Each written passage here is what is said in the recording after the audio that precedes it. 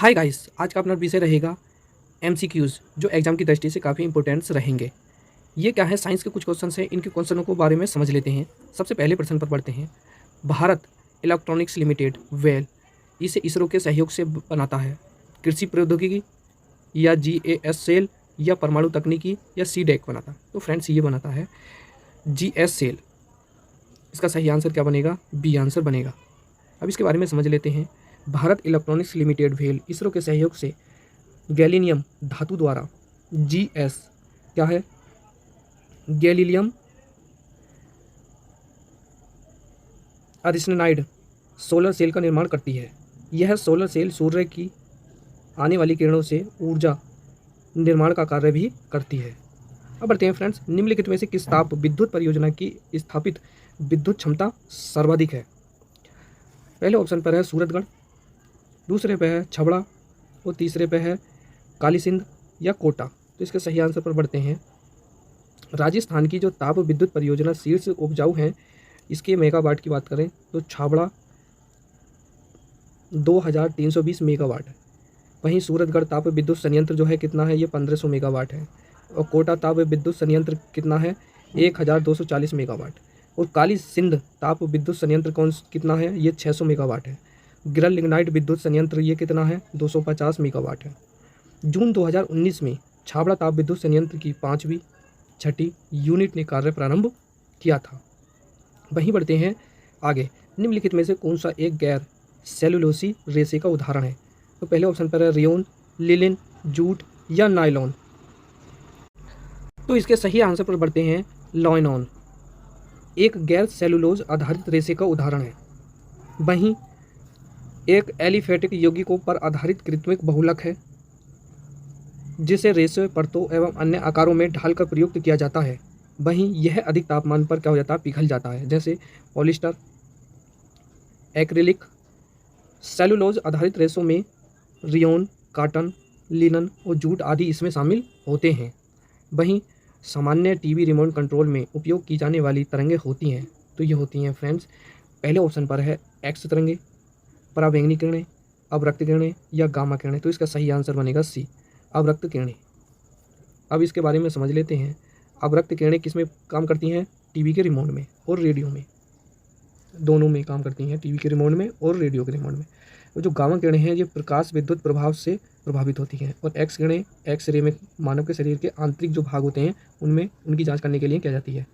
पराबैंगनी किरणें सूर्य से आती हैं ये, लेकिन इसका जो प्रभाव पड़ता है त्वचा पर कैंसर का खतरा बन जाता है। ताम्र संतोषण से बचने के लिए पीतल के बर्तनों पर सामान्यतः किस धातु की परत चढ़ाई जाती है? तो इसके सही आंसर पर पढ़ते हैं। सही आंसर क्या है? रंगे की टीन। क्या एक टीन चढ़ाई जाती है? इसके बारे में समझ लेते हैं। ताम्र संतृप्त जंग लगने से बचाने के लिए पीतल के बर्तनों पर सामान्यतः टीन या रांग की परत चढ़ाई जाती है। वहीं इसके कारण पीतल जो है वातावरण के साथ रासायनिक अभिक्रिया न कर पाता है, जिससे अम्लों के प्रभाव से क्या होता है, ये मुक्त रहता है, जिससे संदूषण की संभावनाएं समाप्त हो जाती हैं। पीतल एक मिश्र धातु है, जिसका निर्माण तांबा और जस्ते के निर्माण से हुआ है। एक ट्रिक याद रख लो फ्रेंड्स, पिताजी। क्या है फ्रेंड्स? पिताजी। जो पीतल है वो तांबा और जस्ते से बना हुआ होता है। अब बढ़ते हैं। पारा उच्च आवृत्ति UHF की तरंगें साधारणतः संचारित की जाती हैं। तो पहले ऑप्शन पर है भूतरंगे, आकाश तरंगे या अंतरिक्ष तरंगे या पृष्ठ तरंगे। तो इसके सही आंसर पर बढ़ते हैं। इसका सही आंसर है सी। क्या है? परा उच्च आवृत्ति, जो क्या है, विद्युत चुंबकीय विकिरण की परतें होती हैं। परा उच्च आवृत्ति की तरंगें अंतरिक्ष तरंगों के रूप में संचारित होती हैं। परा उच्च आवृत्ति के साथ बहुत उच्च आवृत्ति संचार क्षेत्र में प्रयुक्त होने वाली एक प्रमुख आकृतियाँ हैं। और प्रयोग दूरदर्शन के प्रसारण में वर्तमान मोबाइल फ़ोन GPS निर्धारण में काम करती हैं, जिसकी आवृत्ति 300 मेगावाट 2 गीगाहर्ट्ज़ होती है, जिसकी तरंगदैर्घ्य 1 मीटर से 100 मिलीमीटर तक होती है। कंप्यूटर की मशीनी भाषा आधारित है, किस पर आधारित है? अमूर्त बीजगणित पर, आव्यूह बीजगणित पर, या बूलियन बीजगणित पर, या रेखीय बीजगणित पर। तो इसके सही आंसर पर बढ़ते हैं। तो इसका सही आंसर है सी। क्या है फ्रेंड्स? बूलियन बीजगणित। अब देख लेते हैं। ये कंप्यूटर की जो मशीनरी भाषा है बूलियन बीजगणित पर आधारित है, जो लॉजिकल ऑपरेशन आधारित सिस्टम है, जिसकी खोज 19वीं शताब्दी में किसने करी थी? जॉर्ज बुल के द्वारा की गई थी। अब बढ़ते हैं। ब्लूटूथ तथा वाईफाई में निम्नलिखित में से कौन सा अंतर सही है, तो इसके सही आंसर पर बढ़ जाते हैं। तो इसका सही आंसर पर देखते हैं, इसका सही आंसर है ए। अब इसके बारे में समझ लेते हैं। जो ब्लूटूथ है और वाईफाई दोनों में बेहतर तकनीक आधारित है। एक पहली बात ये, आभूषण में ब्लूटूथ में आवृत्ति जो कितनी होती है 2.4 मेगाहर्ट्ज़ रेडियो आवृत्ति पथ प्रयुक्त होती है, जबकि वाईफाई 2.4 से 5 गीगाहर्ट्ज़ तक की आवृत्ति होती है जो सी पथ पर होती है। ब्लूटूथ केवल 2 डिवाइस को ही आपस में जोड़ सकता है, जबकि वाईफाई अधिकतम 100 डिवाइस में एक साथ कार्य कर सकता है। कितनी डिवाइस जोड़ सकता है फ्रेंड्स वाईफाई? 100। ब्लूटूथ की अधिकतम रेंज कितनी होती है? 30 फीट होती है, जबकि वाईफाई की दूरी कितनी होती है? 30 मीटर होती है, जिसमें 100 मीटर तक क्या बढ़ाया जा सकता है वाईफाई को। बढ़ते हैं आगे। निम्नलिखित में युग्मों में विचार कीजिए। तो इसके सेंटर दे रखे हैं विक्रम साराभाई अंतरिक्ष केंद्र, और दे रखा UR राव उपग्रह केंद्र, तीसरा दे रखा राष्ट्रीय सुदूर संवेदन केंद्र, और चौथा दे रखा है भारतीय सुदूर संवेदन संस्थान। तो इसके बारे में समझ लेते हैं बिल्कुल एकदम डिटेल से।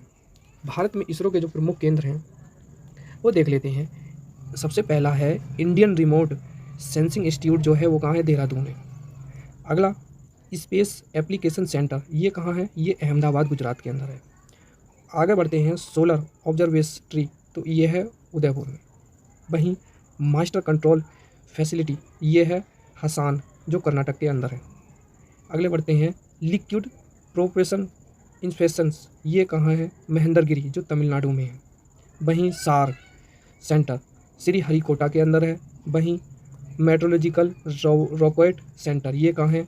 बालासोर उड़ीसा के अंदर है। वहीं नेशनल रिमोट सेंसिंग एजेंसी जो है ये है हैदराबाद के अंदर। वहीं बात कर लेते हैं विक्रम साराभाई स्पेस सेंटर तिरुवनंतपुरम, ये कहाँ पर है? ये केरल के अंदर है। और इसरो का जो मुख्यालय है वो कहाँ है? बेंगलोर के अंदर। निम्नलिखित में से कौन सा पॉलीहर्बल उत्पाद रक्षा अनुसंधान एवं विकास संगठन DRDO द्वारा विकसित नहीं किया गया है? तो इसके सही आंसर पर बढ़ते हैं। तो इसका सही आंसर है DRDO द्वारा विकसित जो पॉलीहर्बल उत्पाद है यह है एमटूथ, ये दांतों की सफाई के लिए है। ल्यूकोसिन, यह चर्म रोग से राहत देता है। और एग्जिट, यह है दाग रोग से निवारण करता है। तो दोस्तों आज की वीडियो केवल इतनी ही रहेगी, जल्द ही इससे अगला पार्ट लेकर आऊँगा। जब तक के लिए धन्यवाद।